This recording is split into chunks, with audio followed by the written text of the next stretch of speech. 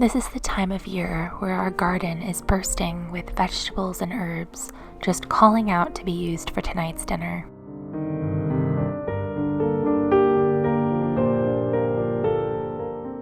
I thought this would be the perfect opportunity to collect up some of those vegetables and turn them into a garden fresh pasta sauce.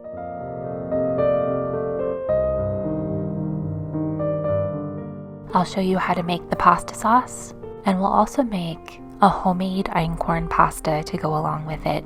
I hope you'll join me.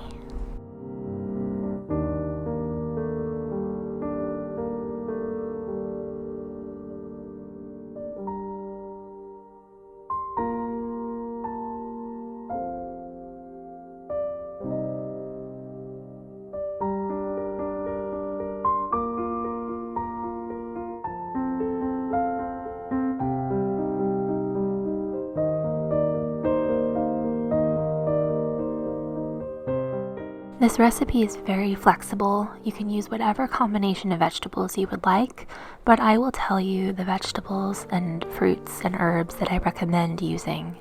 You can find the written version of this recipe over on my blog, which is linked below. I started out by washing all of the vegetables. The tops of the onions get set aside and put in the refrigerator to use as garnishes and ingredients in other recipes. All of the scraps and peels from the vegetables will get put in our compost bin or put in the freezer to make homemade vegetable stock.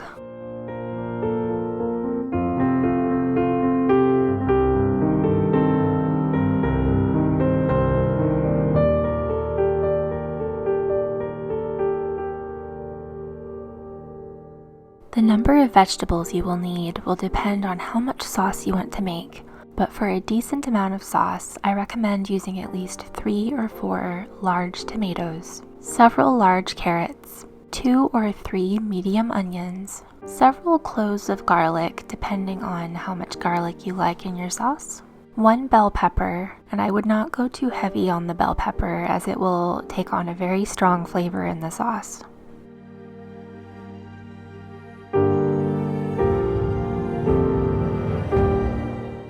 After you've washed and peeled your vegetables, you will want to cut them into fairly even chunks. We're going to place these on a baking sheet lined with parchment paper, along with any fresh herbs you would like to add. I recommend basil, oregano, and parsley. If you don't have fresh, you can use dried as well.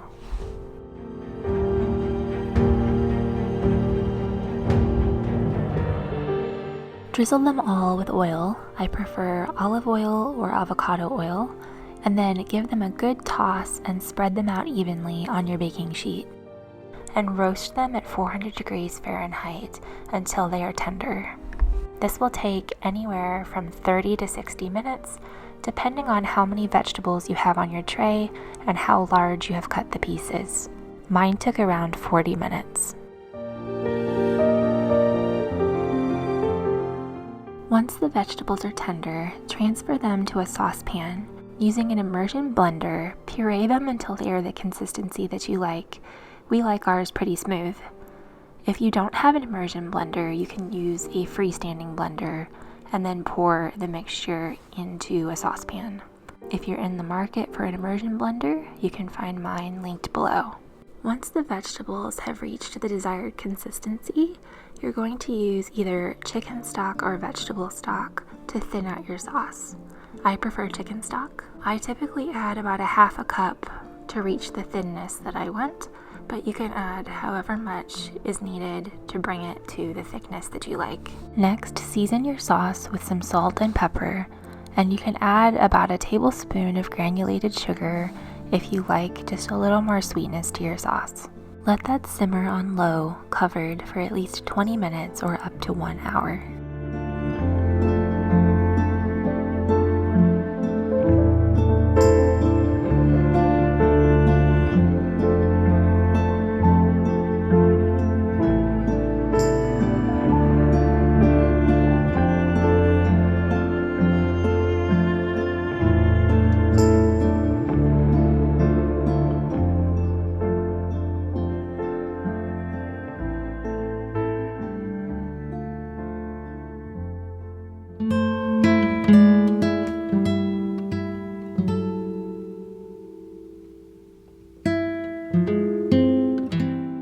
make a good amount of einkorn pasta for our family of 5, I start out by adding about 4 cups of einkorn flour to a bowl.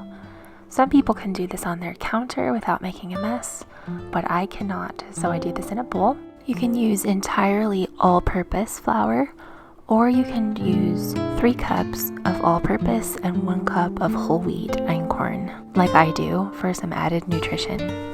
Season with some salt. I add about 1/2 teaspoon. And then make a small well in the center of your flour. You're going to add your eggs into this well. You will need approximately 1 egg for every cup of flour that you are using. However, you may need an additional egg if your dough is too stiff. I ended up using 5 eggs for 4 cups of flour. Then, using a fork, beat together the eggs and the flour gradually, adding a little more flour at a time until it reaches a dough consistency. Then knead it by hand until it's smooth and stretchy but no longer sticky. You can adjust your eggs and flour as needed.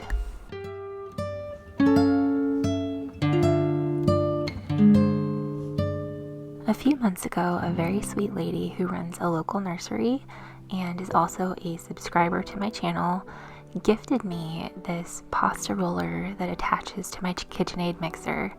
It was so very kind of her, and I promised her that I would make pasta with it in one of my videos.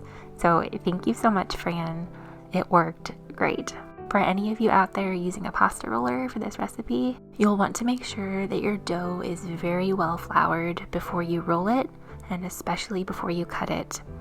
I followed the instructions for the pasta roller and rolled it to the desired thickness, and then I used the fettuccine attachment to cut large strips of the pasta. You'll want to use a pasta drying rack, or you can drape them over a chair or lay them in a single layer on a towel to dry. You'll want to let them dry for at least 30 minutes or up to 2 hours before you boil them.